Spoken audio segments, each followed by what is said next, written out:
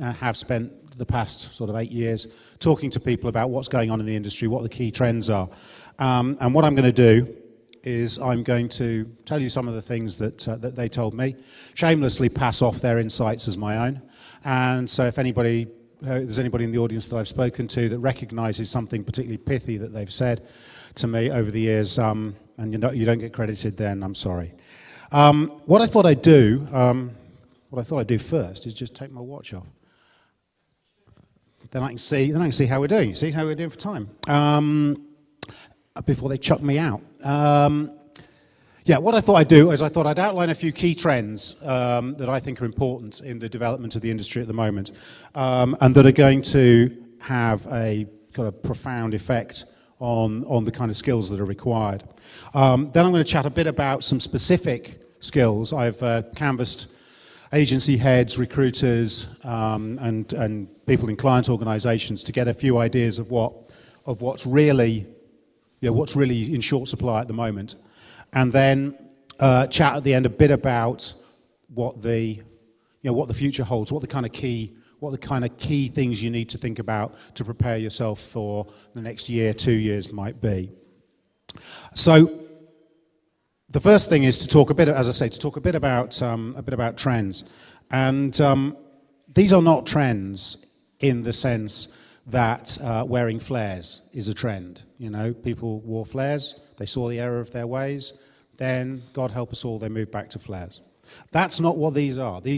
All this stuff is only going in one direction. And so, I mean, they're all things that we're familiar with, so I'm not going to dwell on them, but I think there are certain things that we need to be very aware of. One is the profound impact that broadband has had on making interactivity mass media. And I think that's something that's really worth bearing in mind. And I think but it's important in a slightly unexpected way, in that, you know, when we used to talk about broadband sort of 4 years ago, what we thought it was going to mean was that people were going to expect interactive media. We're expecting interactive media to become mass media, and thought that it would have to look like mass media as it was then. So everybody kind of thought that it was, you know, new tech was going to have to look like TV. You know, you press a button, it comes on, it works.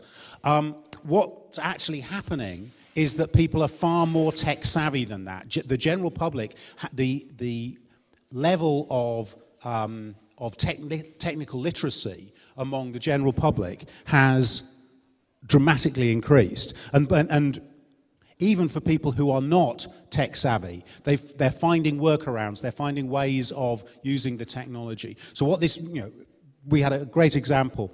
A guy I know runs a research company. He recruited some people for a research focus group, and he got background questionnaires for all of them. And one of them was a middle-aged woman, 2 kids, was a housewife. Who downloaded stuff, downloaded all her music, downloaded her favourite TV shows, atypical behaviour, or so he thought. So he asked her about it, and she said, yeah, I bred my own IT department. He gets his shirts washed and his tea cooked, and I get my soaps downloaded.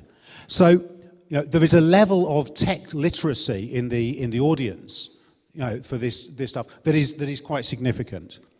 The second significant thing, of course, is that people have an unprecedented degree of control over their media habits and over their media consumption. New media is one of the great unforeseen consequences of interactive media, is that it gives everybody an unprecedented level of control over their media, which is changing the way that people consume content. People want content when they want it. They don't. The notion of scheduled content is disappearing quickly. My favourite number in this is that the UK downloads more illegal TV content than any other country in Western Europe, which I think is some small achievement, you know. Alongside this is a change in the nature of trust. This is very important. People don't trust advertising. We all kind of know this. But what's happened is that people would rather believe a stranger that seems to be like them than they would believe the people who actually produce the product or the service. Johnny Vulcan, the splendidly named Johnny Vulcan, of New York agency Anomaly, says, brands are no longer what we tell people they are, they're what their friends tell them they are. And this is, this becomes important. And at the same time, we're seeing the rejection of interruptive advertising. Everybody's talked about that. I'm not going to talk about it at any length, except to say that the fastest growing list in the history of American direct marketing, which signed up 50 million people in 4 months, was their do not call me list. That's how much people don't want advertising. And then, of course, the other mega trend is the rise of social media. Facebook now reaches something like 50% of the UK population.